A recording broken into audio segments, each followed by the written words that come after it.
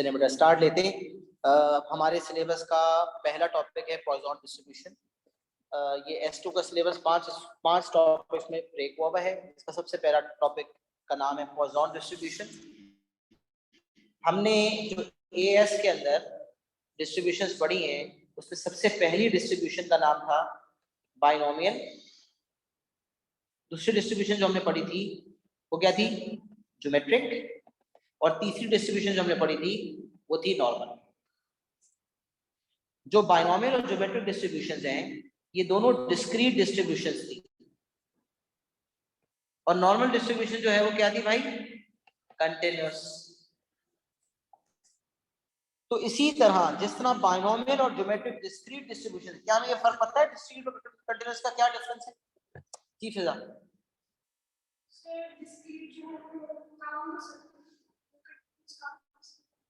Discrete countable होते हैं जिसमें होल नंबर वैल्यूज हम ले रहे होते हैं, और कंटिन्यूअस जो है वो डेसिमल वैल्यूज ले रहे हैं व्हिच इज मेजरेबल।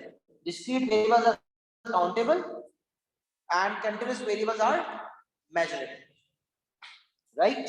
अच्छा, जिस तरह बाइनोमियल और ज्योमेट्रिक डिस्ट्रीब्यूशंस डिस्क्रीट डिस्ट्रीब्यूशंस थी, उसी तरह पॉइजन डिस्ट्रीब्यूशन भी एक डिस्क्रीट डिस्ट्रीब्यूशन है which can only take whole number values.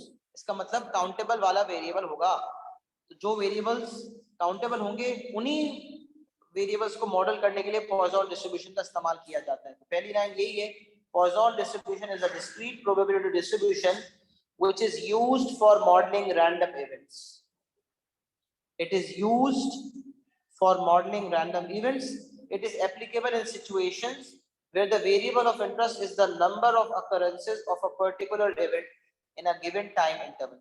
अच्छा, अभी हम थोड़ी देर में इस चीज को पढ़ते हैं, याद रखें, इस चीज को समझें कि जैसे बाइनोमियल में वेरिएबल ऑफ इंटरेस्ट क्या होता है?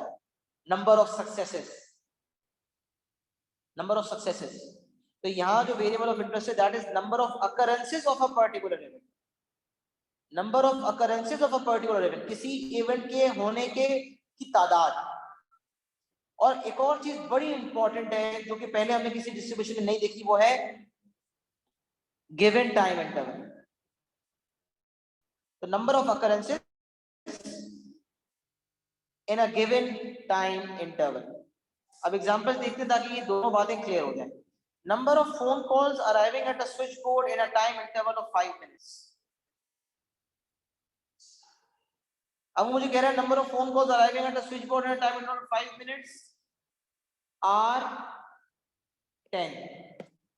10 calls आती है 5 मिनट के अंदर। कितनी कॉल्स आती है? 10 कॉल्स आती है, लेट्स सपोज। तो इसका मतलब नंबर ऑफ अकरेंसेस कितनी हो गई? कॉल का आना एक इवेंट है, कॉल का आना एक इवेंट है, और नंबर ऑफ कॉल्स का आना नंबर ऑफ अकरेंसेस हो गया, और टाइम इंटरवल जो स्पेसिफाइड है वो कितना है? 5 मिनट्स। अच्छा, 5 मिनट के सवाल में अगर एग्जामिनर ने मुझे कहा कि भाई 15 मिनट्स का टाइम इंटरवल है, तो फिर मैं 15 मिनट्स के हिसाब से मीन नंबर ऑफ अकरेंसेस निकालूंगा। अच्छा, मीन नंबर ऑफ अकरेंसेस हमने बात की नहीं है, मैं बात करता हूँ उसके बाद बात करता हूँ। पहले ये समझ लें, नंबर ऑफ अकरेंसेस कितनी है बेटा? 10। और ये जो 5 से ये क्या चीज होती है? ये गिवन टाइम इंटरवल है। तो पॉइजन डिस्ट्रीब्यूशन की पहचान, हर पॉइजन के अंदर टाइम इंटरवल डिफाइन होगा,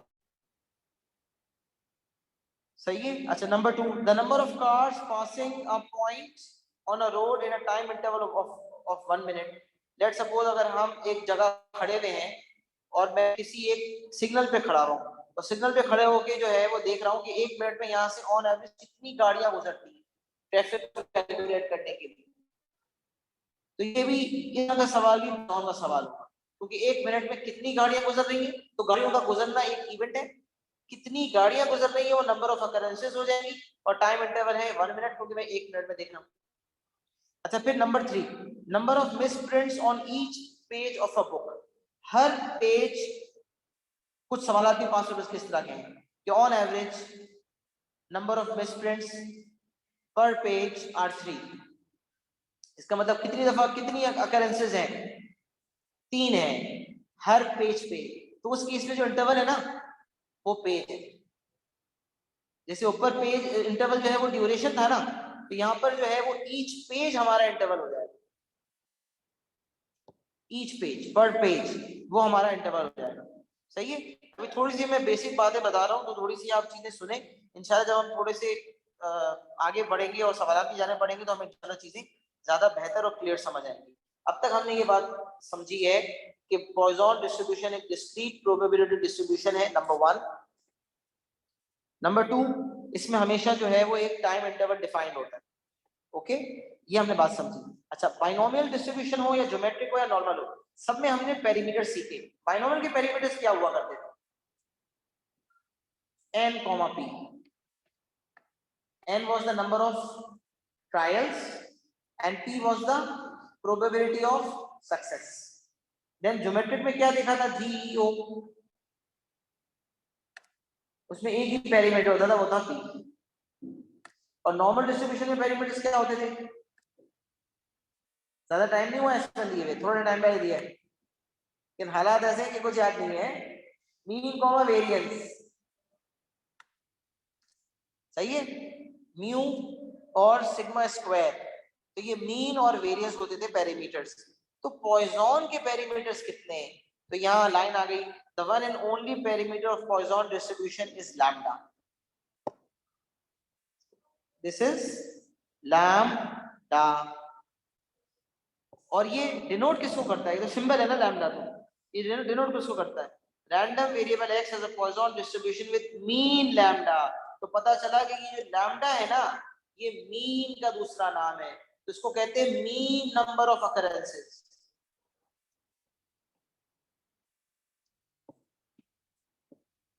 मीन ऑफ पॉइजन डिस्ट्रीब्यूशन, तो मीन नंबर ऑफ अकरेंसेस, ये शायद आगे मैंने डिफाइन किया होगा। हाँ, आगे डिफाइन किया है। तो अभी बस इतना ही समझ लें कि ये मीन है, सही है। अब मैं आगे थोड़ा इसको मजीद वाज़ेह करता हूँ।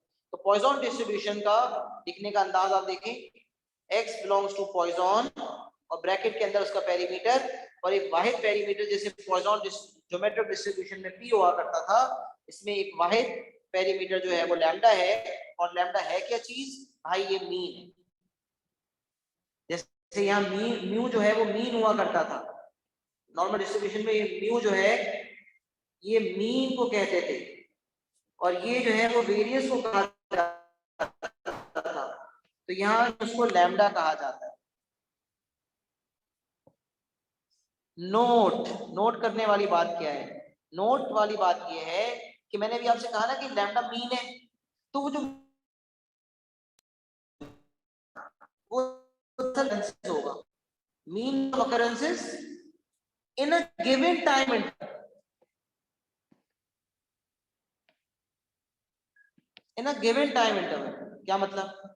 अब ऊपर हम एग्जांपल्स देख रहे थे, ऊपर हम एग्जांपल देख रहे थे, तो मुझे प्रोबेबिलिटी निकालनी होती है, तो मुझे सबसे पहले मीन बताया जाता है कि अब let's suppose number of cars passing a point on a road in a time interval of 1 minute. अब लैम्डा दिया हुआ होगा, तो लेट्स सपोज अगर लैम्डा यहाँ पर दिया हुआ है 3, इसका मतलब क्या है कि ऑन एवरेज इस रोड से 1 मिनट में 3 गाड़ियां गुजरती हैं, और मुझे कहेगा find the probability that the number of cars that pass that point at a particular on a particular day in 1 minute duration were 2। तो प्रोबेबिलिटी निकालनी है कि 2 कार्स निकली, उसकी प्रोबेबिलिटी निकालो, लेकिन मीन क्या है उसका? 3। तो दो चीजें हो गई, एक होती है एक्चुअल अकरेंसेस और एक होती है मीन नंबर ऑफ अकरेंसेस। ये आगे फॉर्मूला में डिफाइन करूंगा। x जो होता है ना, वो नंबर ऑफ अकरेंसेस को कहते हैं। x is number of occurrences in the given time interval, and what is lambda? Lambda is the mean number of occurrences in the given time interval. So lambda and x. X belongs to Poisson. What is lambda? Lambda is the mean, the one and only perimeter. Mean है क्या? Lambda है क्या चीज? Basically ये mean number of occurrences in the given time interval. और यहाँ लिखा हुआ है कि अगर कभी टाइम इंटरवल चेंज हो जाए तो लैम्डा को बदलना पड़ेगा। अब होता क्या है कि एग्जामिनर लैम्डा बयान करता है लेट्स सपोज 5 और टाइम देता है 10 मिनट्स, लेकिन सवाल में मुझे कहता है अगर 20 मिनट्स हैं तो फिर प्रोबेबिलिटी निकालो, तो सबसे पहले मैं लैम्डा को चेंज करूंगा, क्योंकि लैम्डा तो 10 मिनट्स के हिसाब से दिया हुआ है, तो 20 मिनट्स के हिसाब से लैम्डा कितना हो जाएगा? 10 हो जाएगा। तो एक बात क्या है कि भाई जब सवाल में लैम्डा दिया हुआ है तो इसका मतलब नहीं है ये कि lambda as it is use करो, बल्कि उस लैम्डा को भी चेंज करना पड़ेगा।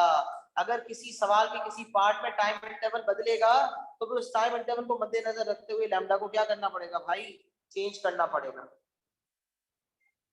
The probability distribution which is used to model these events is called the Poisson distribution. सही है।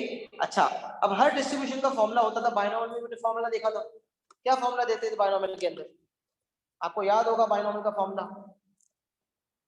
बायनोमियल डिस्क्रीट डिस्ट्रीब्यूशन जो है क्या करते थे आप, NCX P power X Q power N minus X, probability of X is equals to X if you remember. The probability that X takes the value X is NCX P power X Q power N minus X. N क्या था, fixed number of trials. X क्या था, number of successes. N minus X क्या है, number of failures. वालेकुम अस्सलाम. P क्या है, probability of success. और Q क्या था, probability of failure. सही है, लेट हो गए आप लोग, शुरू करवाए 20 मिनट हो गए। पहले जल्दी आना चाहिए था ना बेटा, अगर ये काम करना था तो पढ़ाना जरूरी है। अब मिस हो गया इंट्रोडक्शन आपका, मुश्किल होगी, मुझे बोलोगे बार बार रिवाइज कर बताना पड़ेगा, फिर मुश्किल होगी।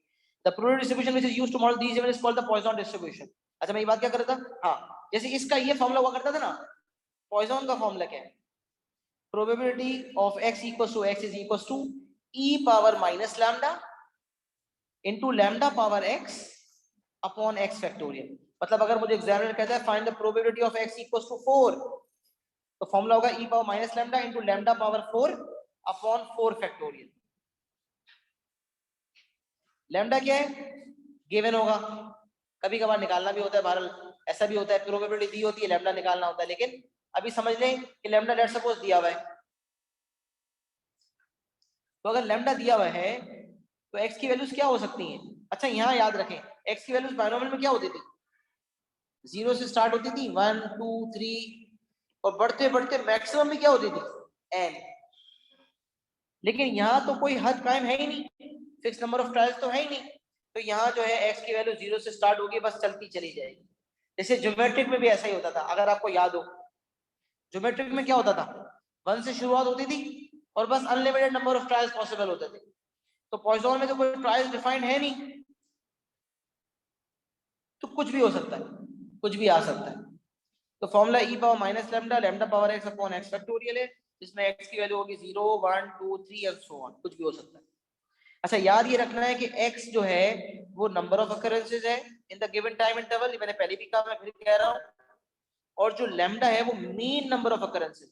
अच्छा यहाँ मैं एक बात ऐड करता हूँ, x जो है ना, ये x ये हमेशा होल नंबर होगा, x हमेशा होल नंबर होगा, क्योंकि पॉइसन डिस्ट्रीब्यूशन एक डिस्क्रीट डिस्ट्रीब्यूशन है, डिस्क्रीट डिस्ट्रीब्यूशन तो होल नंबर ही लेती है, लेकिन जो लैम्डा है ना वो तो मीन है, तो मीन डेसिमल्स में हो सकता है।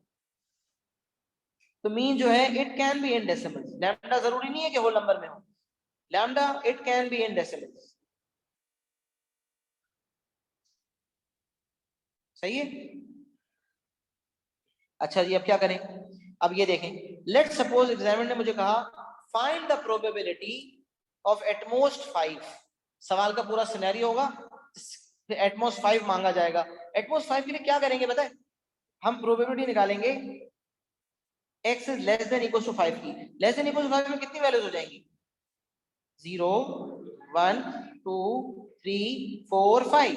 अच्छा किसी भी एक की प्रोबेबिलिटी निकालने का फॉर्मूला क्या है, e power minus lambda lambda power x upon x factorial. अब मैं आपको फॉर्मूला लगाने का कहता हूं, भाई लगाएं, यहाँ पर क्या करेंगे, सबसे पहला क्या आउटकम होगा, e power minus lambda lambda power 0 upon 0 factorial, होगा नहीं होगा। फिर अगला क्या होगा, अच्छा मैं क्या कर रहा हूँ, अलग अलग आउटकम निकाल के ऐड करूंगा ना, तो उन सब आउटकम में अगर e power minus lambda common ले लूं, तो इसलिए यहाँ जो कॉमन निकाला हुआ है ना, ये शॉर्टकट तरीका है जो मैंने यहाँ लिखा हुआ है, e power minus lambda common ले लिया, तो पहला आउटकम होगा लैम्डा पावर 0 अपॉन 0 फैक्टोरियल, दूसरा क्या होगा लैम्डा पावर 1 अपॉन 1 फैक्टोरियल, जो क्या बनेगा लैम्डा बनेगा, और फिर सो ऑन। तो पहला आउटकम बनेगा 1, e power minus lambda into 1, e power minus lambda into lambda, e power minus lambda into lambda power 2 upon 2 factorial and so on. तो उसमें मैंने e power minus lambda बार बार ना लिखना पड़े, उसको मैंने क्या ले लिया, कॉमन. तो 1 plus lambda, lambda power 2 upon 2 factorial, lambda power 3 upon 3 factorial and so on. ये सबसे आइडियल तरीका है, शॉर्टकट तरीका है जिसके थ्रू आप ये निकाल सकते, जो कि मैंने आपके यहाँ पे लिखा हुआ. अच्छा, अब अगर मुझे ग्रेटर देन समथिंग निकालना है, probability of x is greater than 5 निकालना है, तो probability of x is greater than 5 कैसे निकालेंगे?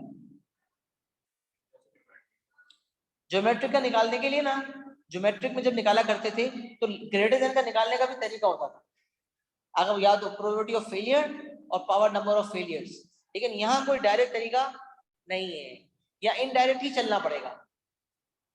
वो इनडायरेक्ट तरीका क्या है कि ग्रेटर देन 5 नहीं निकल सकता, क्योंकि ग्रेटर देन 5 का मतलब कहां तक जाएंगे पता ही नहीं है. तो फिर उल्टा चलेंगे, क्या करेंगे, 1 minus less than equals to 5. तो अगर ग्रेटर देन रिक्वायरमेंट आ जाएगी तो फिर आप इस तरह ही काम कर सकते हैं, यही तरीका है, याद रखें, इनडायरेक्ट मेथड से ही काम करेंगे. सही है, लेस देन इक्वल्स टू 5 निकाल के 1 से माइनस कर देंगे. अच्छा, अब ये जो बातें हमने सारी समझी है ना, इसको अप्लाई करने के लिए एक एग्जांपल देखते हैं. Cars pass randomly and independently from a particular point on a road at an average rate of. अच्छा, बाइनोमियल का सवाल अभी भी याद रखिए, अभी आप कुछ सवाल आएंगे उसमें बाइनोमियल होगा और कुछ अप्रोक्सीमेशन अभी आपको सिखाऊंगा इंशाल्लाह. लेकिन ज्योमेट्रिक जो पॉइजन है, पॉइजन की जो पहचान है ना, वो इस तरह का सवाल होता है जैसे आपके सामने. वो क्या है कि इसमें हमेशा एवरेज रेट ऑफ कार्स कुछ ड्यूरेशन डिफाइंड होता है. दो चीजें डिफाइंड होती हैं, एक मीन डिफाइंड होता है, दूसरा उसका टाइम इंटरवल डिफाइंड होता है. तो cars pass randomly and independently from a particular point on a road at an average rate of 3 cars per minute. इसका मतलब एवरेज का मतलब क्या हो गया, लैम्डा. मीन कितना दिया हुआ है, 3 दिया हुआ है. लेकिन ये 3 ये नहीं है कि हमेशा 3 इस्तेमाल करेंगे. अगर सवाल टाइम ड्यूरेशन 1 मिनट की बात करेगा तो लैम्डा 3 होगा. अगर सवाल ने ड्यूरेशन बदल दिया तो फिर लैम्डा को भी चेंज करना पड़ेगा. अच्छा, पहले पार्ट में क्या था, find the probability that exactly 5 cars pass in a 1 minute period. तो probability of x equals to 5 निकालना है. तो फॉर्मूला क्या है, e power minus lambda. Lambda क्या है, क्योंकि इंटरवल 1 मिनट का है, लिहाजा लैम्डा ये यूज होगा जो दिया हुआ है, e power minus lambda into lambda power 5 upon 5 factorial. इसको आप कैलकुलेट करें, ये वही एक्सपोनेंशियल विद पावर जो आता है ना, ये वही चीज है.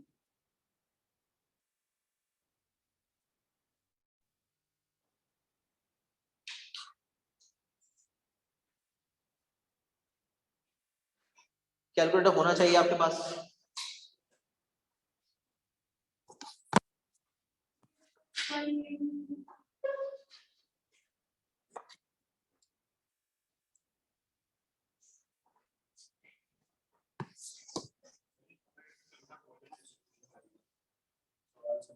सवाल से देखते, अभी मैंने शुरू में यही बताया कि इसमें जो है ना,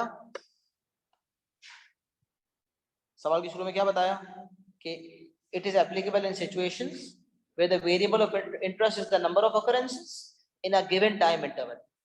तो सवाल पढ़ते थे जब बाइनोमियल का, तो उसमें fix number of trials define होते थे. यहाँ पर क्या लिखा हुआ है, रैंडमली एंड इंडिपेंडेंटली. तो ये कुछ कंडीशन है पॉइजन की जो मैं आगे आपको पढ़ाऊंगा अभी. तो ये अगर इस तरह के लफ्ज लिखे हुए हों और साथ साथ एवरेज रेट बयान हो और साथ एक इंटरवल बयान हुआ हुआ हो, तो वो पॉइजन का सवाल. हाँ, नहीं जरूरी नहीं है. जैसे मैंने एक एग्जांपल दिया था, the number of misprints on each page of a book. तो उसमें हर एक पेज में 3 मिस्टेक्स हैं, तो ऑन एवरेज 3 मिस्टेक्स पर पेज. तो जो पेज है ना, वो हमारी ड्यूरेशन है, समझ, वो हमारा इंटरवल हो गया. सही, तो इस तरह के सवाल भी बन सकते हैं, आते हैं बल्कि. अच्छा, तो अभी ये कहता है find the probability that exactly 5 cars pass in a 1 minute period. तो इसका मतलब नंबर ऑफ, जो x की वैल्यू है, number of occurrences. Number of occurrences कितनी है, 5. और ये जो 3 है, ये क्या है, ये मीन नंबर ऑफ अकरेंसेस है. दो चीजें अलग है। एक एक्चुअल अकरेंसेस जो हो रही है जिसकी प्रोबेबिलिटी निकालनी है, और एक average number of occurrences. Average number of occurrences का एक टाइम ड्यूरेशन स्पेसिफाइड है, टाइम बदलेगा तो वो बदलना पड़ेगा। तो यहाँ आंसर क्या आता है मुझे बताओ फिजा? 101, 0.101। अच्छा पार्ट 2 पे आ जाए। Find the probability that at most 5 cars pass in a 2 minute period. तो पहले तो लैम्डा ही बदले, शाबाश। 1 मिनट का लैम्डा दिया हुआ था, लैम्डा 6 हो गया। फिर आपको कहा था एटमोस्ट 5 निकालें, तो आपने कहा लेस देन इक्वल टू 5 निकालना है। अब आपने फॉर्मूला लगाया ई पावर माइनस लैम्डा, और ये कॉमन लेंगे। पहला हुआ 1, दूसरा होगा लैम्डा, फिर lambda power 2 upon 2 factorial, plus lambda power 3 upon 3 factorial, plus lambda power 4 upon 4 factorial, plus lambda power 5 upon 5 factorial, और सबको ऐड करके निकाल लें। जी फिर कैलकुलेट किया आपने? अच्छा अब यहाँ एक एक निकालने की जरूरत नहीं है, एक एक निकालने तो नहीं बैठेंगे ना, एक साथ कैलकुलेटर से आंसर दें बस। और पार्ट 3 में क्या करेंगे? एटलीस्ट 3 कार्स का निकालना है, तो ग्रेटर देन इक्वल टू 3, और टाइम इंटरवल 2.5 मिनट है, लैम्डा क्या हो जाएगा? 3 पर मिनट था, तो मल्टीप्लाई बाय 2.5 कितना हो जाएगा? 7.5। और greater than equal to 3 direct निकल सकता है? Greater than equal to 3 direct नहीं निकल सकता, इनडायरेक्ट से निकलेगा।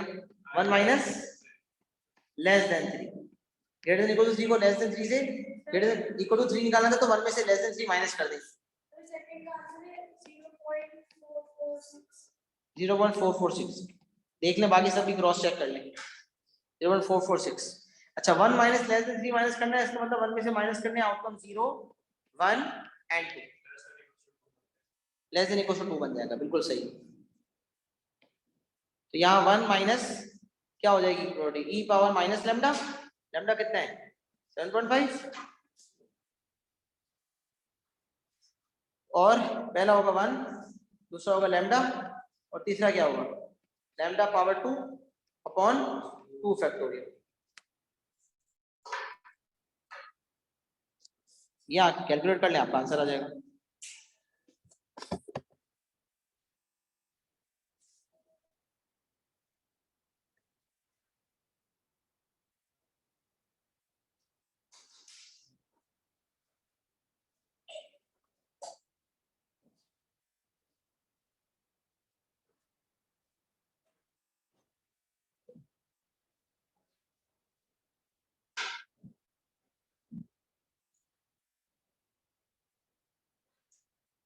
क्या आंसर आ रहा है?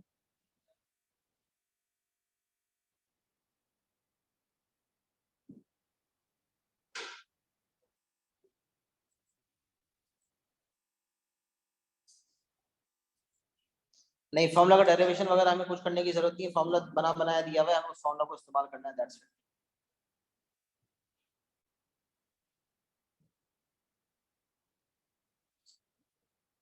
क्या ऑफिसर कैलकुलेट किया?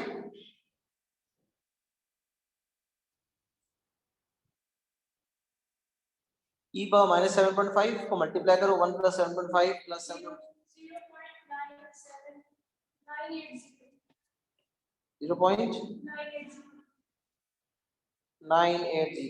अच्छा वैसे 5 SF में लिखने की भी बातों का आदत ज्यादा करें, ऐसा हो सकता है कि यहाँ पर ऐसा भी हो सकता है कि 2 पार्ट्स पॉइजन होने के बाद तीसरा बायनॉमियल का भी पार्ट होता है, वो जो फिक्स नंबर ऑफ, जैसे नॉर्मल में नहीं, नॉर्मल में आखिरी बार आ जाता था हाँ कि इतने में से इतने हैं तो कितने हैं बताएं, तो बायनॉमियल कनेक्ट हो जाता है यहाँ। बहरहाल सही है, अभी तो मसला नहीं है, लेकिन वैसे 5 SM में आंसर क्या था आपका फिजा?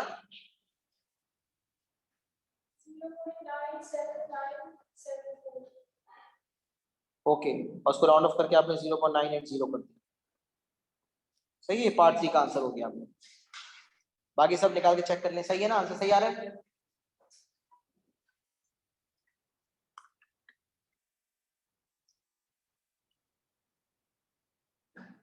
एग्जाम्पल कॉपी कर लिया? कॉपी कर ले साथ साथ। Okay done.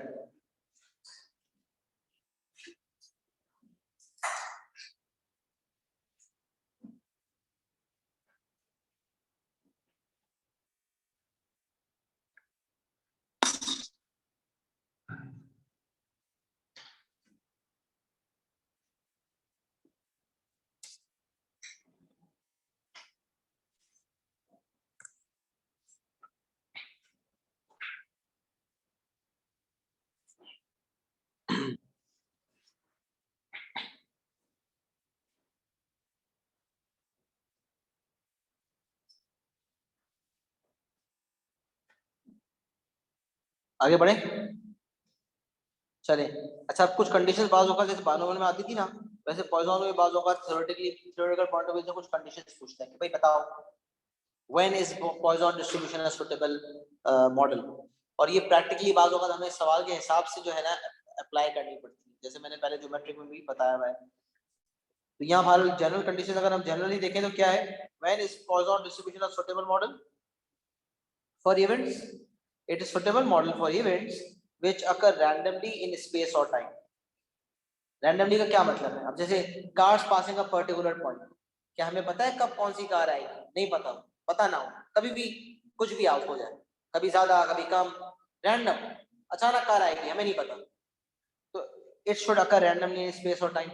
Number 2, occur singly, that is events can not occur simultaneously. ये अजम्पशन है कि अगर हम कार्स एक पॉइंट पे देख रहे हैं तो कार्स एक एक करके गुजरेंगी, ऐसा नहीं हो सकता कि एक ही वक्त में दो कार गुजर जाए, मतलब ये अजम्पशन है बेसिकली।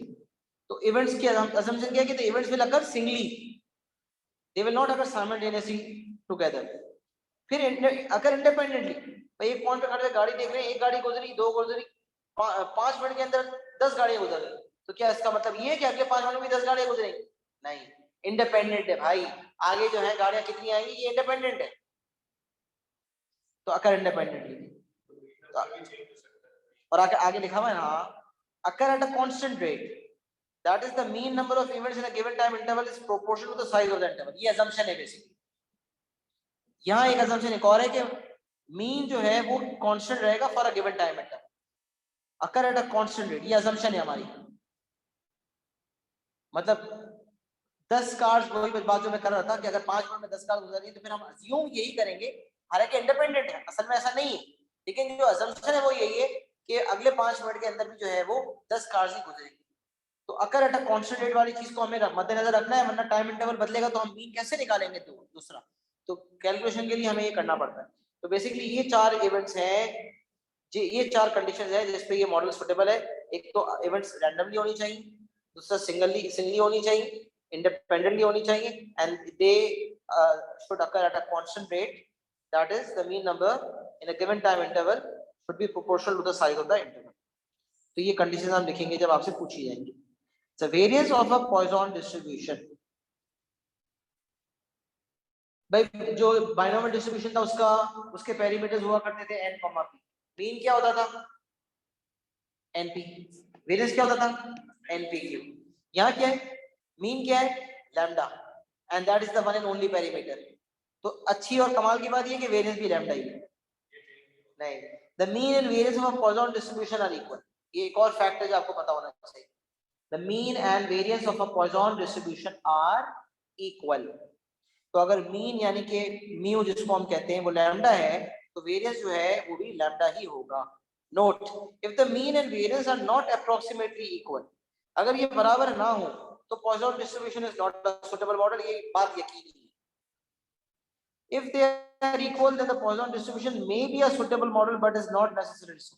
अगर ये बराबर है तो इसका मतलब यही नहीं है कि खाली Poisson distribution लग सकता है, कुछ और भी लग सकता है, जरूरी नहीं है कि Poisson जो है वो suitable model हो, बाकी कंडीशंस को भी देखना पड़ेगा। सही है, ये थ्योरेटिकल बात है, भारत जो किताबों में लिखी है वो आपके सामने पेश है। अच्छा, अब बाइनोमियल डिस्ट्रीब्यूशन जो है, क्योंकि अब जब सवाल करेंगे तो उसमें आप देखेंगे बाइनोमियल, पॉइसन और नॉर्मल। ये नॉर्मल इतना फेवरेट एरिया है S2 में एग्जामिनर का कि हर अगले सवाल में नॉर्मल डिस्ट्रीब्यूशन घुस जाता है। अगर आपको नॉर्मल डिस्ट्रीब्यूशन S1 में अच्छा लगता तो S2 में आपको बहुत मजा आएगा, क्योंकि S1 में अक्सर लोगों को जो चीज चुभती है वो परम्यूटेशन कॉम्बिनेशन चुभती थी। एक चीज बाजों का तो लोगों को बुरी लगती है, कभी भी कुछ भी सवाल आ जाता है बाजों का गलत हो जाता है, ऐसा कोई टॉपिक S2 में मौजूद नहीं। S2 में थिंकिंग वाइज एक टॉपिक है हाइपोथेसिस टेस्टिंग, वो आप पढ़ेंगे इंशाल्लाह, लेकिन उसमें भी नॉर्मल डिस्ट्रीब्यूशन कसरत के साथ। तो ये तीन चीजें आपकी बहुत इस्तेमाल होनी है, बाइनोमियल, पॉइसन और नॉर्मल। ये 3 डिस्ट्रीब्यूशन आपके पूरे S1 के अंदर लगेगी, हर वाले टॉपिक में ये लग रहा होगा। टेस्टिंग होगी तो किस वेरिएबल की टेस्टिंग होगी, जो बाइनोमियल डिस्ट्रीब्यूटेड है या वो पॉइसन डिस्ट्रीब्यूशन से मॉडल हो रहा है या नॉर्मल डिस्ट्रीब्यूशन से मॉडल हो रहा है। और अभी हम अप्रोक्सीमेशन पढ़ने जा रहे हैं कि जिसमें याद है आपको बाइनोमियल का सवाल भी नॉर्मल से अप्रोक्सीमेट होता था। तो अभी हम मजीद दो किस्म की अप्रोक्सीमेशन पॉइजन में पढ़ेंगे, वो क्या है मैं आपके सामने पेश करता हूँ। पहले ये थोड़ा सा रिकैप, बाइनोमियल जो है बार बार मैं रिकैप करवा ही रहा हूँ भारत तब से कि बाइनोमियल के अंदर x बिलोंग्स टू बाइनोमियल होता है और दो पेरीमीटर्स होते थे n, p और फिक्स नंबर ऑफ ट्रायल्स होते थे। तो कंडीशंस क्या थी? A single trial has exactly two possible outcomes, success and failure, and these are mutually exclusive. फिर fix number of trials takes place, the outcome of each trial is independent of the outcome of all the other trials, और फिर the probability of success at each trial is constant, that is with replacement। ये इसलिए कि अगर कोई सवाल है जिसमें लेट्स सपोज बॉल्स है, मैंने एक बॉल निकाली फिर उसको रिप्लेस नहीं करूंगा तो प्रोबेबिलिटी चेंज हो जाएगी, लिहाजा विद रिप्लेसमेंट का होना शर्त है क्योंकि प्रोबेबिलिटी ऑफ सक्सेस का कांस्टेंट होना जरूरी है। वैसे तो कुछ सवाल का सिनेरियो ऐसा होता है the probability that it will rain is 0.25, तो वो तो फिक्स प्रोबेबिलिटी डिफाइन होती है, लेकिन अगर कोई बॉल्स जैसा सवाल है तो फिर उसमें विद रिप्लेसमेंट का लिखना जरूरी है। तो ये चार कंडीशंस हैं जो एक रिकैप बोर्ड पे आपके सामने पेश हो गई। The random variable x, which represents the number of successes in the end trials of an experiment, has a probability distribution given by probability of x is equals to x, formula क्या है? NCx p power x q power n minus x। ये formula देखते थे जो मैंने लिखा भी था, जिसमें x 0 से स्टार्ट हो गया n पे खत्म हो गया, p सक्सेस की प्रोबेबिलिटी, फेलियर की प्रोबेबिलिटी और q 1 माइनस p होता है। सही है भाई, इसमें कोई मसला नहीं।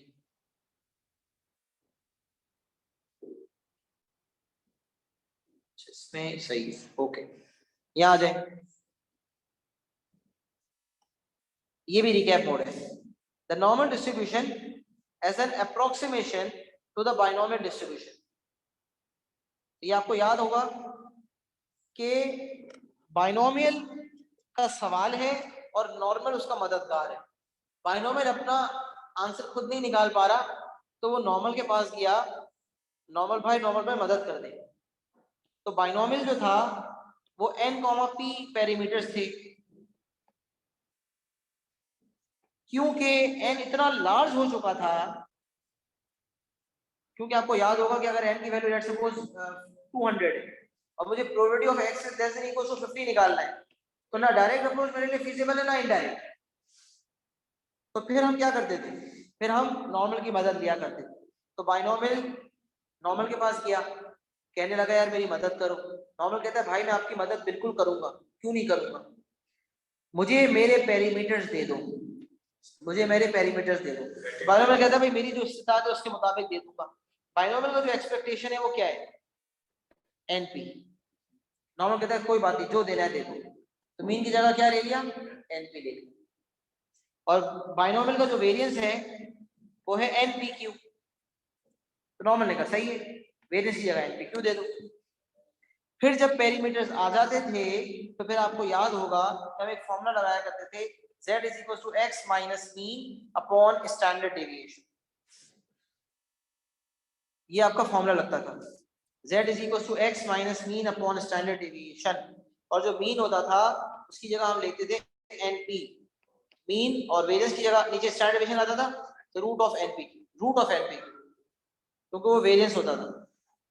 अच्छा, फिर यहाँ एक बात आपको याद होगी कि ये का होता है उसके लिए जरूरी क्या है कि एनपी और एनक्यू दोनों को ग्रेटर देन 5 होना चाहिए था, दोनों का ग्रेटर देन 5 होना लाजमी है। जी बिल्कुल, अभी और भी कंडीशंस आएंगी और मजीद अप्रोक्सीमेशन अभी पहुंचाऊंगे के साथ इंशाल्लाह इन्वॉल्व करता हूं। पहले अभी ये समझ लें कि नॉर्मल अप्रोक्सीमेशन तभी इस्तेमाल हो सकता था जब एनपी और एनक्यू दोनों क्या हो? Greater than 5। ये value of n is large जो है ना, ये घंटी बजाने के लिए होता है, लेकिन एक्चुअल कंडीशन जब वाइज देखा जाए तो एनपी और एनक्यू क्या होना चाहिए? Greater than 5।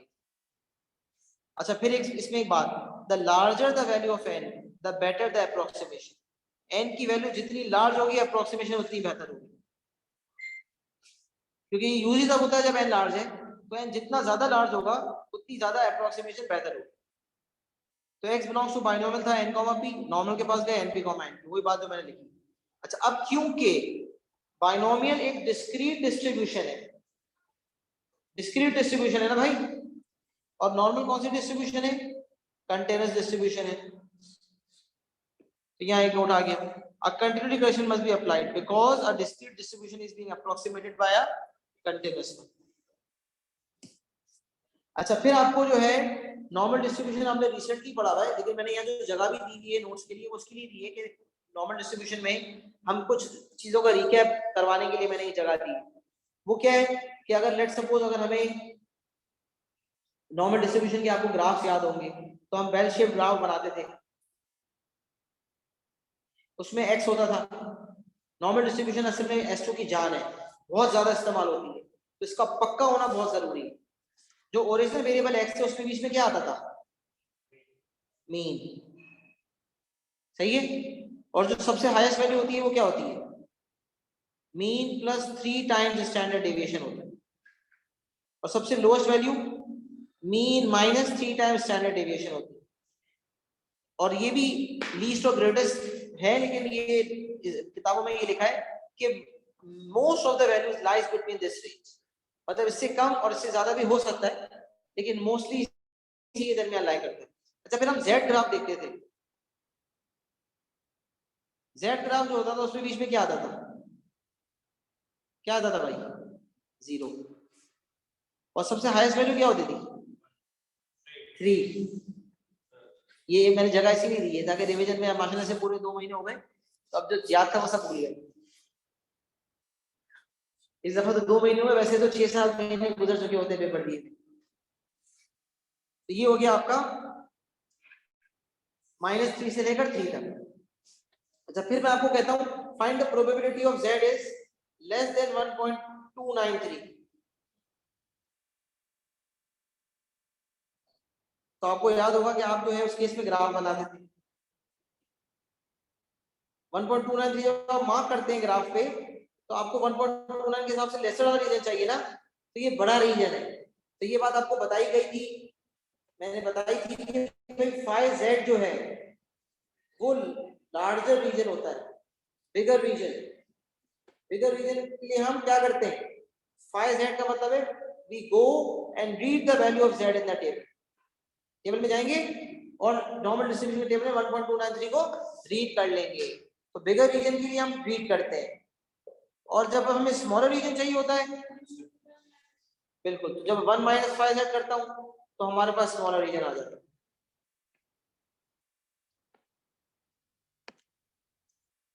तो इसका मतलब ये अगर पहला हो गया, तो अगर मुझे दूसरा पूछा जा रहा है तो ये मैं टेबल से निकाल लूंगा। टेबल से रीडिंग तो आती थी ना आप लोगों को,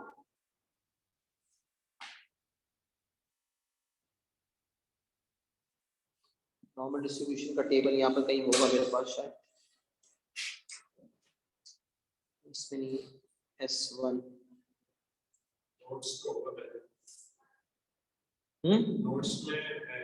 नोट्स में है,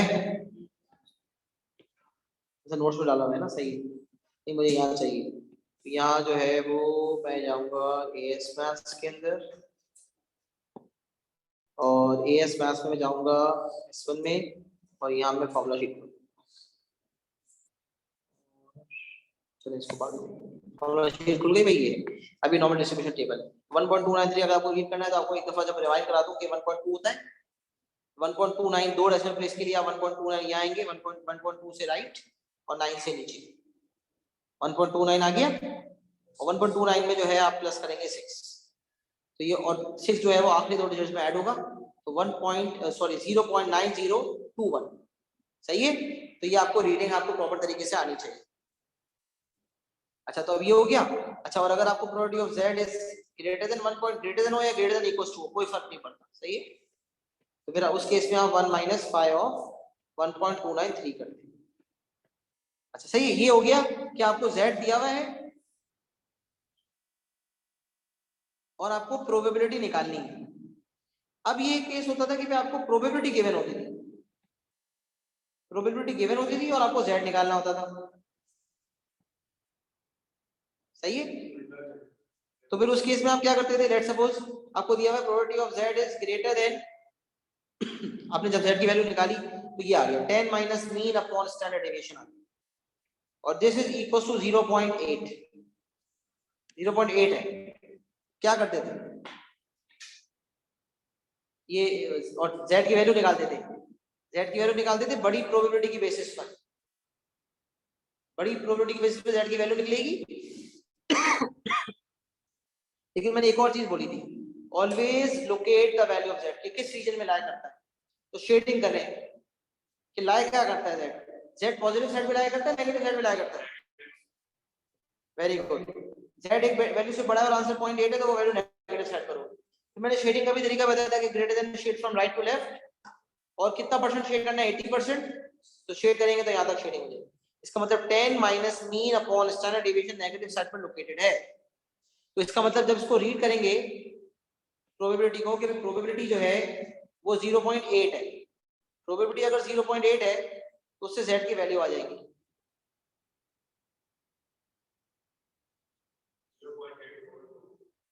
निकाल ली 0.842, z की वैल्यू आ गई।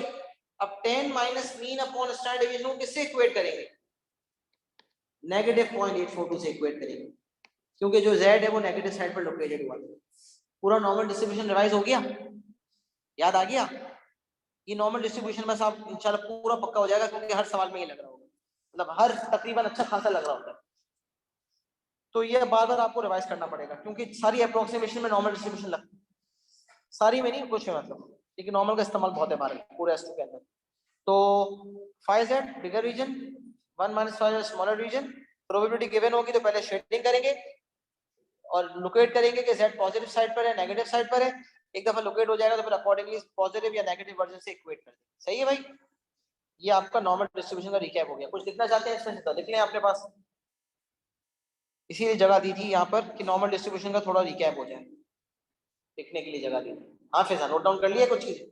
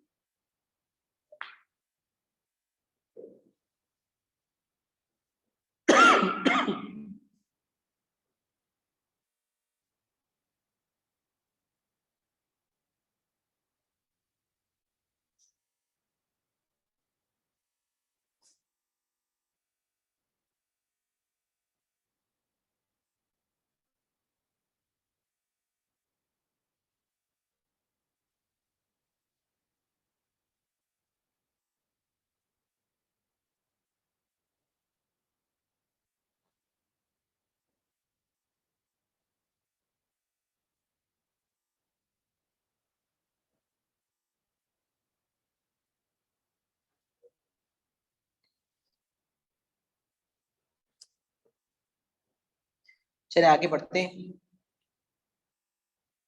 The Poisson distribution as an approximation to the binomial distribution. अब ये जो लिखा हुआ है इसके साथ में एक डायग्राम भी आपके सामने रखा जाता है। एक डिस्ट्रीब्यूशन हमने पढ़ी थी, पहले सुने गौर से, फिर जो भी लिखना चाहें वो बाद में लिख लीजिएगा। एक बाइनोमियल है, एक पॉइजन है और एक नॉर्मल है। सही है, अब मैं आपको याद करवाता हूँ। बाइनोमियल जो है ना उसको आप बेटा बना लें, बेटा है छोटा सा, और जो पॉइजन है ना वो क्या होंगे, बाप। और जो नॉर्मल डिस्ट्रीब्यूशन है ना उसको आप बना ले दादा। तो एक हो गई बाइनोमियल डिस्ट्रीब्यूशन, एक हो गई पॉइजन डिस्ट्रीब्यूशन और एक हो गई नॉर्मल डिस्ट्रीब्यूशन। ये ऑर्डर मैं क्यों सिखा रहा हूँ ये आपको थोड़ी देर में पता चल जाता है। जब बेटा फंसेगा ना तो मदद लेने के लिए या बाप के पास जाएगा या दादा के पास जाएगा, और जब बाप फंसेगा तो वो अपने बाप के पास जाएगा। लेकिन जब दादा फंसेगा तो वो बोलेगा मैं किसी के पास नहीं जाऊंगा। इसका मतलब जब बाइनोमियल कहीं फंसेगा तो वो मदद लेने पॉइजन के पास जा सकता है या नॉर्मल के पास जा सकता है, ये कंडीशन पे डिपेंड करेगा। और जब पॉइजन फंसेगा तो वो नॉर्मल के पास जाएगा, और नॉर्मल तो भाई सबका बाप है तो वो कभी फंसेगा ही नहीं। नॉर्मल का सवाल नॉर्मल खुद कर लेगा, वो अपने मसले खुद हल कर सकता है, लेकिन बाइनोमियल के मसले हल करने के लिए या पॉइजन मदद करेगा या नॉर्मल डिस्ट्रीब्यूशन मदद करेगा। इसलिए मैंने नाम दे दिया बेटा, जो बाप और बाप के पास जा सकता है, लेकिन जो पॉइजन डिस्ट्रीब्यूशन बाप है वो सिर्फ अपने बाप के पास ही जा सकता है।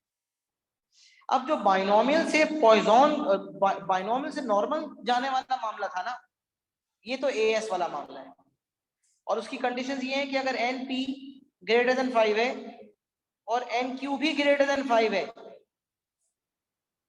तो फिर हम बोलते हैं कि भाई नॉर्मल डिस्ट्रीब्यूशन की से मदद लेंगे, नॉर्मल डिस्ट्रीब्यूशन पैरामीटर्स मांगेगा एनपी और एनपीक्यू, और हम काम कर लेंगे। अब जो मैं आपको बताने जा रहा हूं, क्योंकि अब ये बीच वाले डिस्ट्रीब्यूशन इस दफा इन्वॉल्व हुई, S2 के अंदर इन्वॉल्व हुई, तो अब क्या होगा पता है, अब जब बायनोमियल फंसेगा ना, तो वो डायरेक्ट दादा के पास नहीं जाएगा। दादा बोलेगा भाई मेरा भी तो एक अदद बेटा है, अपने बाप से पूछना। अगर तेरा बाप भी फंस जाए, वो भी मदद ना कर पाए, तो फिर मेरे पास आना। तो फिर इसका मतलब बाइनोमियल डिस्ट्रीब्यूशन सबसे पहले किसको अप्रोच करेगा? पॉइजन। वो कंडीशंस क्या है जब बाइनोमियल पॉइजन के पास जाएगा? तो आइए वो कंडीशंस देखते हैं। The Poisson distribution as an approximation to the binomial distribution. Condition, दो कंडीशन है। Number one, the value of n is large. वहां भी हम ये पढ़ते थे लार्ज लेकिन वहां क्राइटेरिया क्या था? इतनी लार्ज कि एन क्यू और एन टू दोनों ग्रेटर देन 5 हो जाए। यहाँ क्या है? एन लार्ज होना चाहिए। रूल ऑफ थंब कहता है एन कितना होना चाहिए? ग्रेटर देन 50 होना चाहिए। N should be greater than 50, और एन लार्ज होना चाहिए लेकिन पी बहुत स्मॉल होना चाहिए। P should be very small. कितना स्मॉल? इतना स्मॉल कि जब एन पी से मल्टीप्लाई हो ना, तो आंसर लेस देन 5 है। एन को ग्रेटर देन 50 होना चाहिए और एन पी को लेस देन 5 होना चाहिए, तो जाके बाइनोमियल जो है पॉइजन के पास जा सकता है।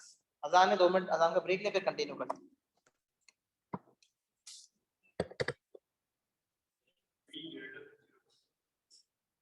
करते हैं।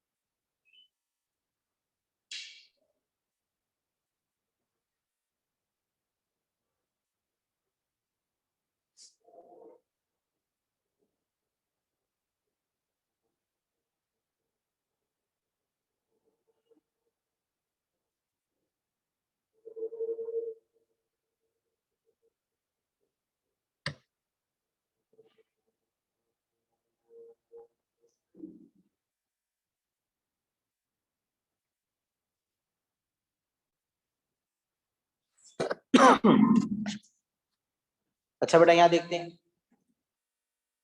Poisson distribution as an approximation to the binomial distribution. तो सवाल ये पैदा होता है कि बाइनोमियल पॉइजन के पास कब जा सकता है? जब एन क्या हो?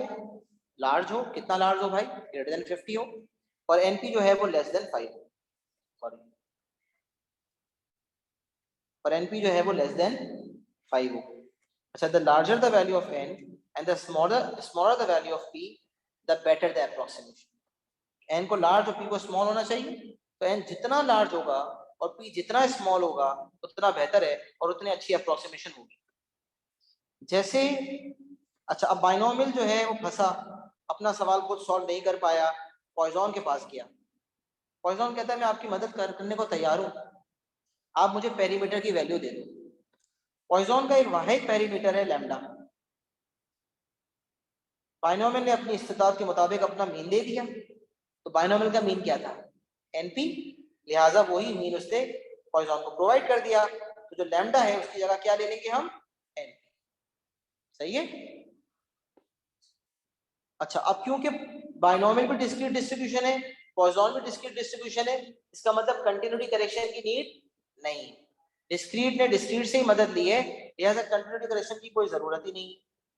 तो इसका मतलब अब ये कर रहे हैं कि अगर बाइनोमियल पॉइजन के पास जाएगा तो कब जाएगा, जब n ग्रेटर देन 50 हो और np जो है लेस देन 5 हो, और बाइनोमियल का सवाल n, p था, पॉइजन के पास जब वो गया तो वो हमें पैरामीटर मान लिया np।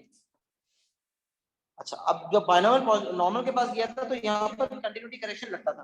कंटिन्यूटी करेक्शन के उसूल क्या थे भाई, ग्रेटर देन तो ऐड 0.5, तो ग्रेटर देन इक्वल टू में क्या होता था, सब्ट्रैक्ट हो जाता था, लेस देन में क्या होता था, subtract, less than equal to में क्या होता था, ऐड। सही है। तो ये दूसरी वाली अप्रोक्सीमेशन है जब बाइनोमियल पॉइजन के पास जाएगा, इसमें कंटिन्यूटी करेक्शन की कोई जरूरत नहीं है। अब आखिरी वाले पे आते हैं। तो बाइनोमियल सबसे छोटा वाला जो था वो नॉर्मल के पास भी जाता था और पॉइजन के पास भी जाता था। नॉर्मल के पास जाने वाला केस एएस में देखा था, पॉइजन के पास जाने वाला अभी देखिए। अब देखते हैं the normal distribution as an approximation to the Poisson distribution. तो जब पॉइजन डिस्ट्रीब्यूशन फंस गया तो वो अपने अब्बाजान के पास गए, मदद मांगने लगे। अब्बाजान ने वही फरमाइश की कि मुझे मेरे पेरीमीटर्स दे दो। अच्छा भाई, आपके पेरीमीटर्स क्या हैं, तो मेरे पेरीमीटर्स भाई मीन और वेरिएंस है। मेरे पेरीमीटर्स तो मीन और वेरिएंस हैं।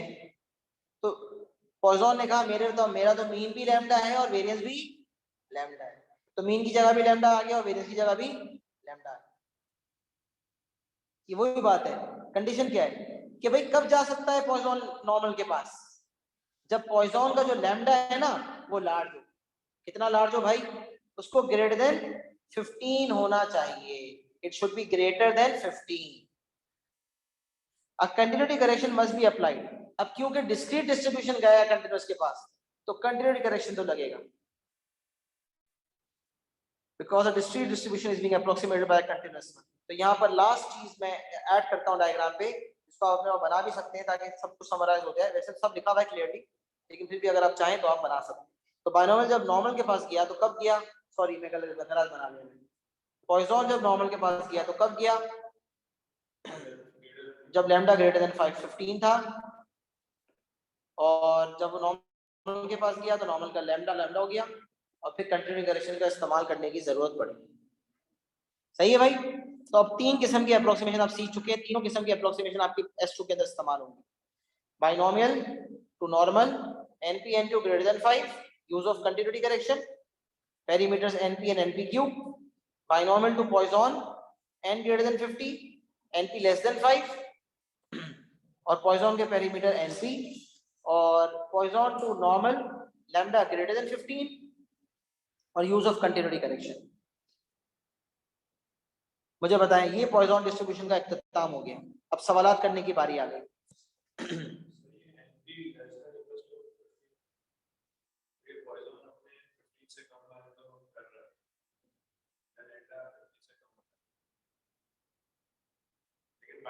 उसके पास आता है तो वो लेस देन 5 वाले करता है। इतना सोचेंगे तो पागल हो जाएंगे। इतनी इतनी कहानी नहीं सोच रही, बस ये सोच ले कि वही कंडीशन इसको फॉलो करता है, बात खत्म। सही है, ये उसकी मैक्सिमम कैपेसिटी है। सही है, जो रीच हो जाती है तो वो दूसरों की मदद कर लेता है, लेकिन दूसरों की मदद तभी कर सकता है जब उसके पास जो है वो 5 या उससे कम हो। इतना सोच लो। सही है, बाकी जरूरत नहीं है, जरूरत नहीं है, इतना मसला नहीं है। सही है, ये हमारा हो गया सवाल, एक्सप्लेनेशन हो गई। अब सवालात करते हैं ताकि जितने भी कॉन्सेप्ट अभी पढ़े हैं ना वो सब अप्लाई हो जाए।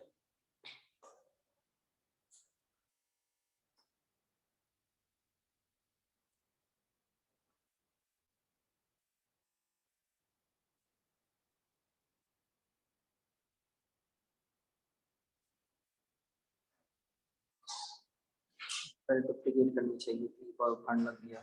ओके,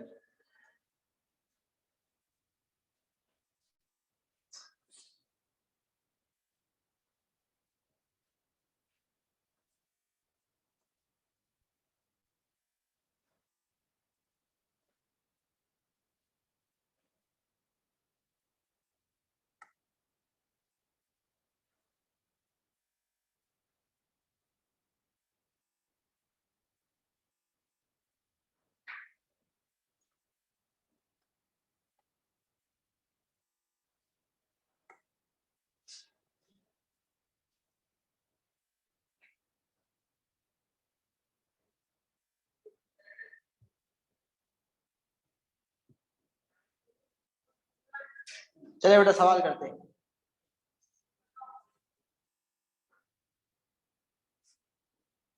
सबसे पहला सवाल क्या है?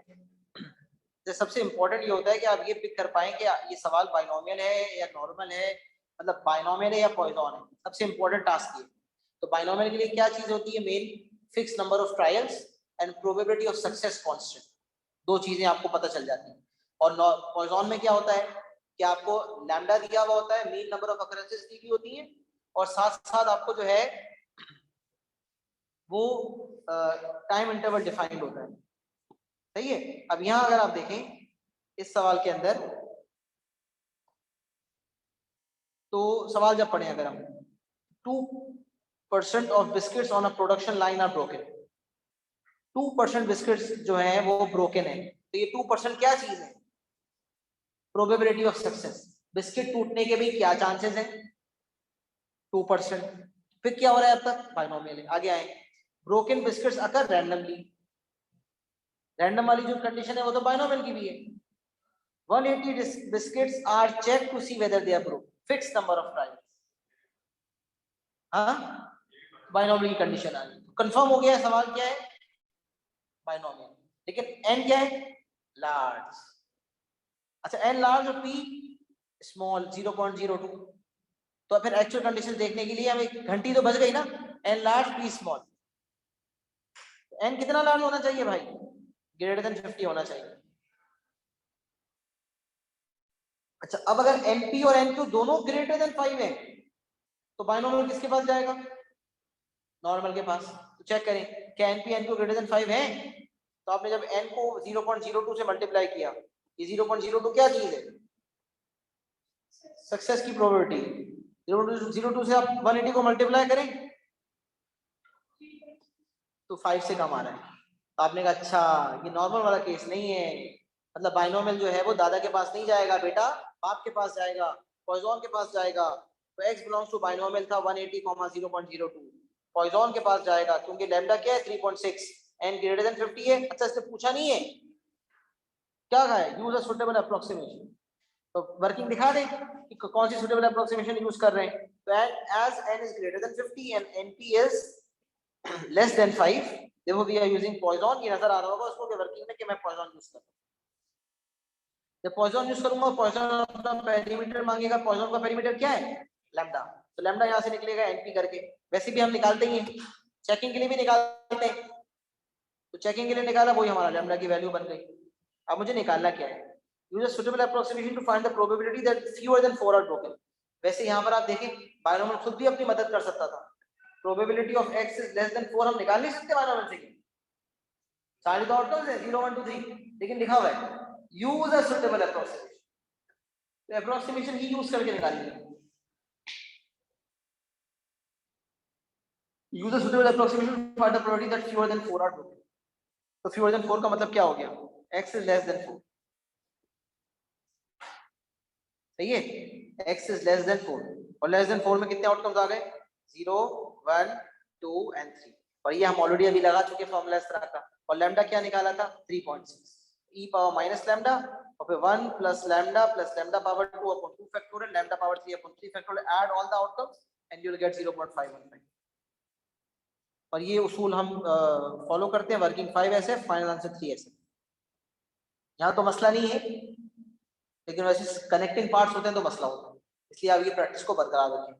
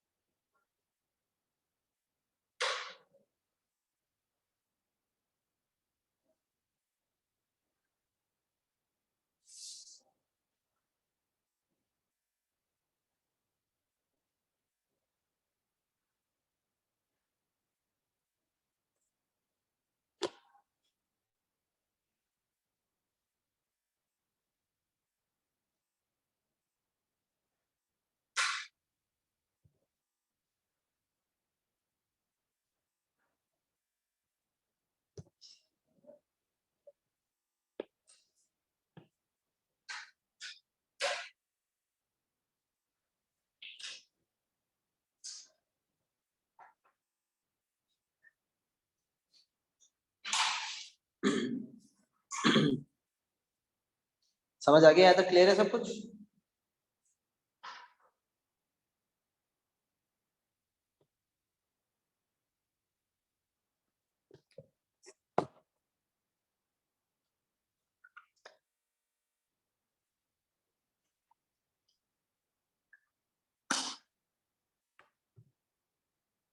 अगला सवाल देखते हैं।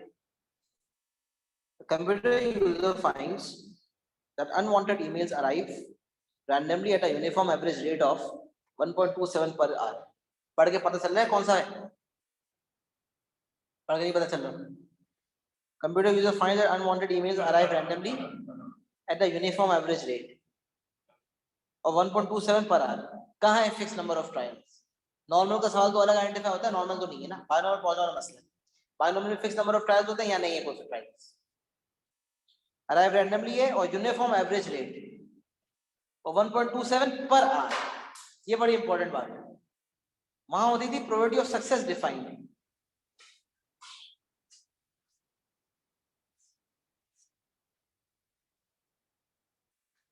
तो computer user finds that unwanted emails arrive randomly at a uniform average rate of 1.27 per hour. ये क्या हो गया? Lambda.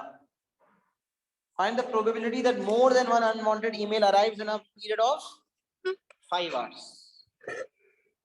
More than one unwanted email. तो probability of x is greater then 1 निकालनी है, लेकिन पीरियड 5 आवर्स का है, तो लैम्डा को क्या करना पड़ेगा? Multiply by 5। तो 1.27 मल्टीप्लाई बाय 5 कर देंगे। लैम्डा 1 घंटे का 1.27 दिया हुआ था, 5 घंटों का कितना हो जाएगा? 6.35। और probability of x is greater then 1 direct निकल सकता है? नहीं निकल सकता, डायरेक्ट नहीं निकल सकता। तो 1 minus less than equal to 1, मतलब 1 माइनस 0 एंड 1। तो 0 और 1 की प्रोबेबिलिटी निकाल के 1 से क्या कर देंगे? माइनस।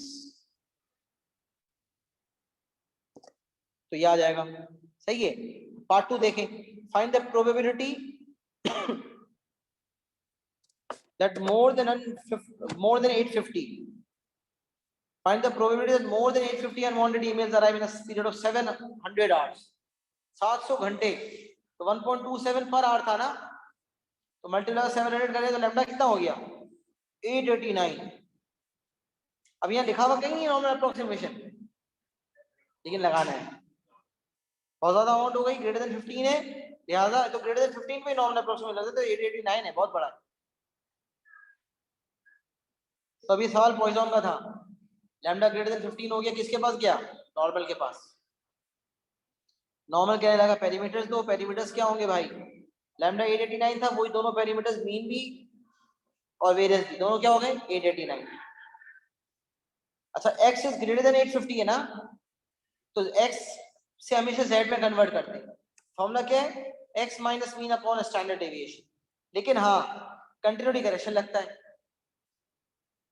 और इक्वल टू होता है तो हट जाता है, इक्वल टू नहीं होता तो लग जाता है। जरूरी नहीं होती ये चीज, लेकिन एक कॉन्सेप्चुअल यही बात है। 850 में ग्रेटर देन है, तो ग्रेटर देन की वजह से 0.5 ऐड होगा।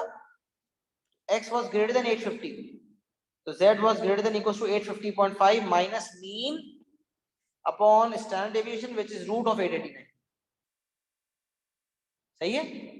यहां से z की वैल्यू निकलेगी, z की वैल्यू निकली, फिर z is greater than equals to minus 1.291 cut 1.291 के बाद, तो 1.291 के हिसाब से लार्जर एरिया है, तो लार्जर एरिया के लिए मैं डायरेक्टली टेबल में जाता हूं और z की वैल्यू का पॉजिटिव वर्जन रीड कर लेता हूं। जो रीड करके आंसर आएगा that would be my answer. कितना सिंपल है। सिंपली नॉर्मली तो ये है, बस शुरुआत में मुझे पिक करना है कि अप्रोक्सीमेशन लग रहा है, बाकी तो कोई मसला नहीं है। ये मैंने यार रिवाइज भी करवाया है, बिगर रीजन स्मॉलर रीजन। हाँ फिर समझ आ रहा है।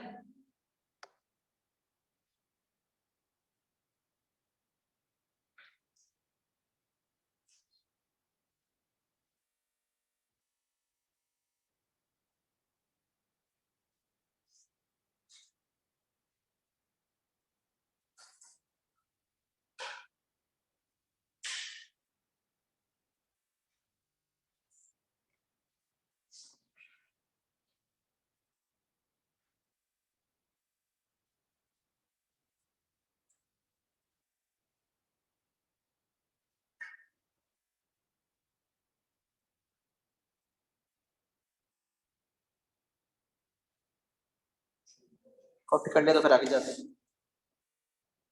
जितने सवाल कर सकते हैं इंशाल्लाह 10-15 मिनट में करते हैं, और 10 सवाल मिनट में और सवाल।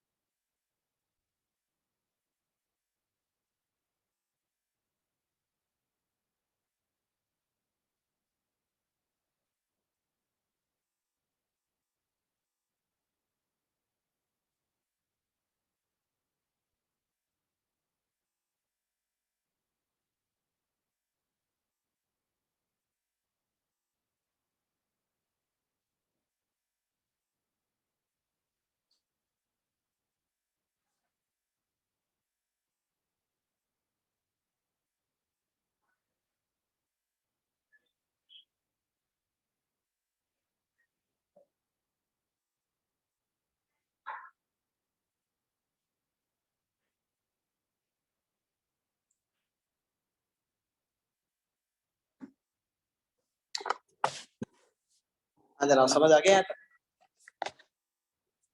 चलिए बढ़ते हैं आगे।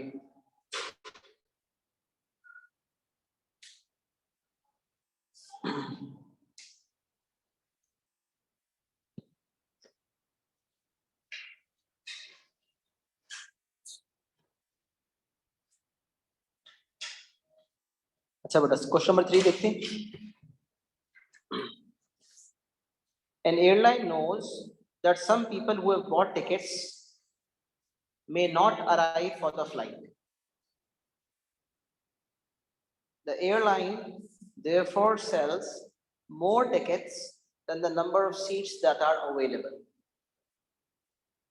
For one flight, there are 210 seats available and 213 people have bought tickets. ये मार्जिन रखते हुए कि भाई कुछ लोग नहीं आएंगे.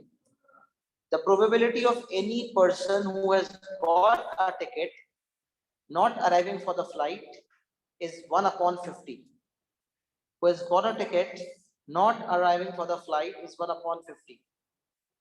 By considering the number of people who do not arrive for the flight, use a suitable approximation to calculate the probability that more people will arrive than there are seats available.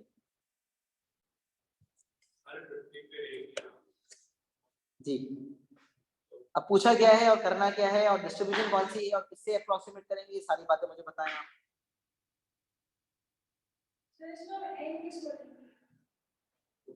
ये तो सवाल है।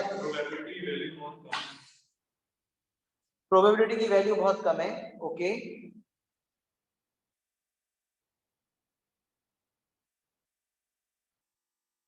और given probability जब हो तो कौन सी distribution होती है?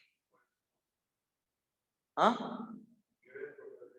जब प्रोबेबिलिटी गिवन हो तो कौन सी डिस्ट्रीब्यूशन होती है और फिक्स नंबर ऑफ ट्रायल्स भी डिफाइंड हो, तो ये सीधा सीधा सवाल बाइनोमियल का है।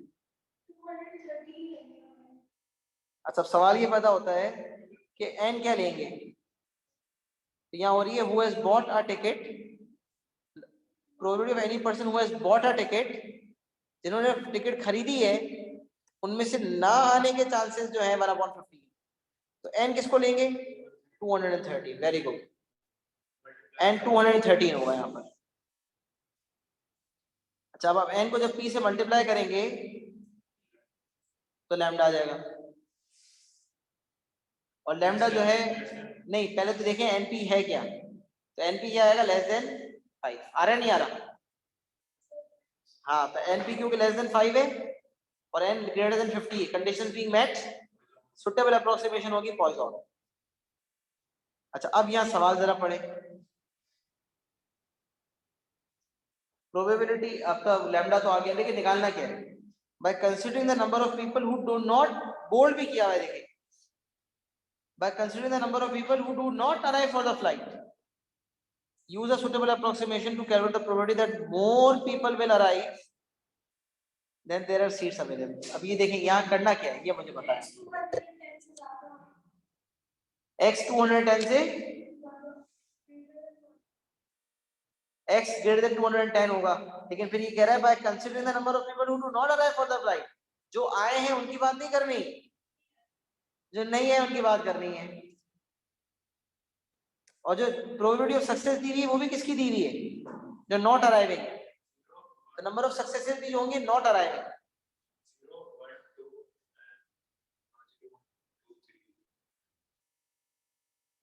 अच्छा, आपने कहा more will arrive than are seats available, सही है, more will arrive than are seats available, इसका मतलब सीट्स 10 थी ना, तो इसका मतलब आने वाले लोग ग्रेटर देन 210 थे, तो ना आने वाले, हाँ 210 से ज्यादा है, इसका मतलब 211 है, 212 है या 213 है। जब 11 आए तो कितने नहीं आए? 2 नहीं आए, तो इसका मतलब less than equals to 2।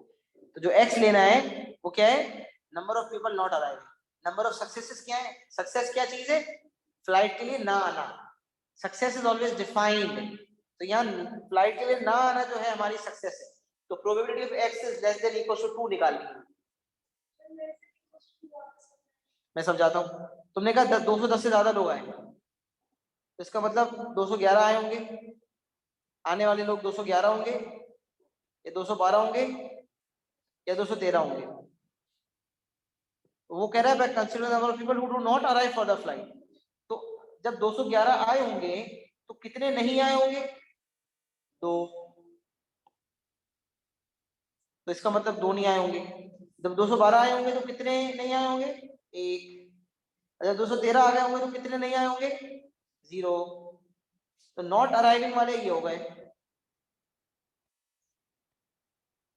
Which is less than equal to 2, और उसी को हमें x कहना है, जो नहीं आए उनको, तो we have to find the probability of x is less than equal to 2, और ये निकालेंगे किसकी मदद से? पॉइसन की मदद से निकालेंगे। तो क्योंकि n 213 है, p1 150 है। हाँ, अब यहाँ एक और बात आपको बताता हूँ इंशाल्लाह, इसमें आपको याद, एक बात बता दूं, पॉइसन के सवाल में कहीं कहीं कंडीशनल प्रोबेबिलिटी भी लग रहा होता है। कंडीशनल प्रोबेबिलिटी पढ़ते थे ना, क्या फॉर्मूला था कंडीशनल प्रोबेबिलिटी का? Probability of a given b is equals to probability of a intersection b over probability of b। नहीं नहीं, कुछ नहीं आता था, यही फॉर्मूला है, a एंड b, a और b का कॉमन वाला पार्ट ऊपर और प्रोबेबिलिटी ऑफ b नीचे, ये भी कहीं लग सकता है फॉर्मूला, सही है। अच्छा, इसमें टोटल का कॉन्सेप्ट वो भी आपको बताता हूँ, पहले यहाँ देखें। आपने लैम्डा निकाल लिया, उसके बाद लेस देन इक्वल टू 2 निकालना है, ये बात मैंने बता दी। ग्रेटर देन 210 पीपल अराइव तो 11 12 13, इसका मतलब नॉट अराइव वाले 0 1 2, और 0 1 2 की प्रोबेबिलिटी निकालना तो पॉइसन से बहुत आसान है। e power minus lambda 1 plus lambda power 2 upon 2 factorial. Answer क्या आया 20243 व्हिच इज 202। 4 नंबर का सवाल।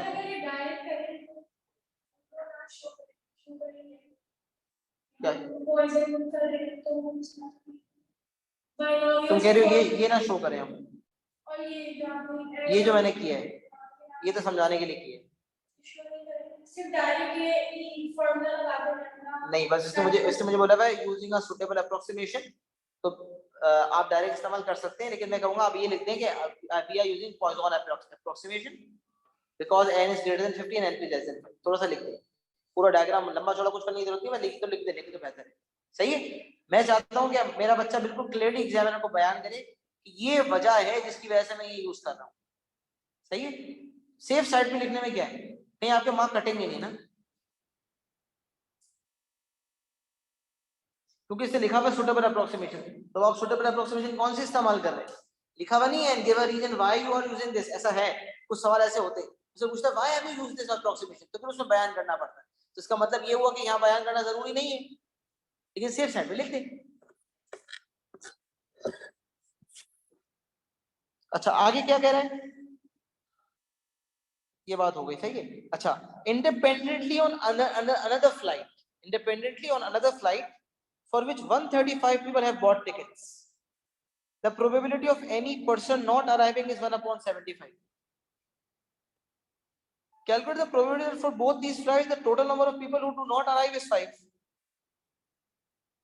Total number of people who do not arrive is 5. अच्छा मुझे प्रोबेबिलिटी निकालनी है नॉट अराइविंग 5 की, तो एक जैसे यहाँ ऊपर मैंने निकाली थी ना, नॉट अराइविंग वाले लेस देन इक्वल टू 2 की निकाली थी मैंने, तो यहाँ मुझे निकालनी है who do not arrive is 5। Total number जो नहीं आए वो 5 है। हाँ तो इसके लिए क्या कर सकते हैं कि x इक्वल टू 5 है, x इक्वल टू 5 की निकालनी है, लेकिन टोटल नंबर ऑफ पीपल है ना, तो इसका मतलब ये है कि मुझे लैम्डा भी टोटल निकालना पड़ेगा। सही है ना, तो लैम्डा टोटल कैसे निकलेगा, तो लैम्डा 1 क्या था 4.26 यूज किया था ऊपर, लैम्डा 2 निकालेंगे n मल्टीप्लाई बाय p। भाई नंबर ऑफ अकरेंसेस 5 है ना, तो मीन नंबर ऑफ अकरेंसेस भी तो चाहिए होंगे उसी हिसाब से। तो ऊपर का मीन आया 4.26, नीचे का मीन आया 1.8। कैसे आया भाई, एनपी एन क्या था 135 p1/175, एनपी से 1.8 आ गया, यहां से लैम्डा टी निकाल लिया। अब मुझे निकालनी थी probability of x equals to 5, तो e power minus lambda lambda power 5 upon 5 factorial, calculation की आंसर 0.159 आ गया। तो ये टोटल वाले सवाल के लिए याद रखें, आपको लैम्डा जो है ऐड करके नया लैम्डा निकालना पड़ता है, लैम्डा टी निकालना पड़ता है। जी भाई समझ आ रहा है,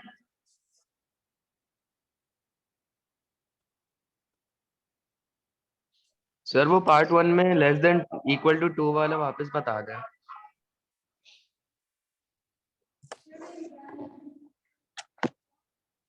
जाओ सही है, 3 सवाल हो गए, बाकी सवाल फिजा करके लाने। ट्यूसडे को क्लास है ना इंशाल्लाह 10 से 12 ट्यूसडे को क्लास है। मैक्सिमम पॉसिबल जितने सवाल कर सकती हो करके ले आओ। S2 साथ साथ कोशिश करो P3 नहीं किया ना, S2 कोशिश करो साथ साथ करो। सही है, क्योंकि जितने मसले आएंगे साथ साथ रिजॉल्व हो जाएंगे, जो भी मसला आएगा साथ साथ रिजॉल्व हो जाएगा। जी मैं आपको समझा देता हूँ बस। ग्रेटर देन 210 पीपल अराइव का मतलब उसने मुझे कहा था number of people who do not arrive for the flight by considering the number of people who do not arrive for the flight. इसका मतलब मेरा जो बाइनोमियल है ना, उसमें जो नंबर ऑफ सक्सेसेस हैं वो number of people who do not arrive है। नंबर ऑफ सक्सेसेस क्या है, number of people who do not arrive. तो वो तो मुझे बोल रहा है कि more people will arrive than are seats available, तो वो अराइविंग का बता रहा है, तो मुझे खुद ही पता चलना चाहिए उसके बेसिस पर कि इतने लोग अगर अराइव हो रहे हैं तो कितने अराइव नहीं हो रहे। तो अराइविंग वाले 210 से ज्यादा हैं, तो 210 से ज्यादा का मतलब है 211 अराइव हो रहे हैं या 212 हो रहे हैं या 213 हो रहे हैं। तो टोटल लोग 213 थे, उसमें अगर 211 अराइव हो रहे हैं तो अराइव ना होने वाले कितने हैं? 2 लोग। 212 अगर अराइव हो रहे हैं तो अराइव ना होने वाले कितने हैं? 1 बंदा। और 213 के 213 अराइव हो रहे हैं तो अराइव ना होने वाले कितने हैं? 0। तो नॉट अराइव वाले पता चल गए कि या तो 0 हो सकता है, या 1 हो सकता है, या 2 हो सकता है। इसीलिए उसने बोल्ड किया था कि हमें वो लोगों को कंसिडर करना है जो अराइव नहीं हुए। तो अराइव ना होने वाले 0, 1 या 2 हो सकता है। जी अब बात समझ आई बात? सही है सर, समझ। ये आपका सवाल नंबर 3 खत्म हो गया। सही है, बस इतना ही रखेंगे इंशाल्लाह। मैंने सारे कॉन्सेप्ट दे दिए पॉइजन के। कुछ सवाल हो सकते हैं डिफरेंट नेचर के हों, कहीं आपको कुछ करना पड़े, तो वो आप खुद आइडेंटिफाई करके मुझे लाकर बताएं कि वो कौन से सवाल आते हैं जहाँ आपको मुश्किल हो रही है। फिर इंशाल्लाह मैक्सिमम मसले सवाल करके लाएंगे ना, तो अगली क्लास में आप लोग के मसले मसाइल दबा के हल कर लेंगे इंशाल्लाह। अगर 1 घंटे में मसले हल हो गए तो बाकी 1 घंटे में नया टॉपिक शुरू कर देंगे। नहीं हल हुए तो फिर 2 घंटे हम उसको प्रॉब्लम सॉल्विंग क्लास ही बना देंगे। डिपेंड्स कि क्या आप लोग की सिचुएशन है। ओके, चले इंशाल्लाह। क्लास सही है जैन भाई, समझ में आ गया सबको?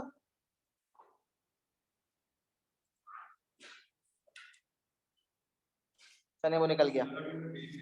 चले बेटा अपना ख्याल रखिएगा। अल्लाह हाफिज।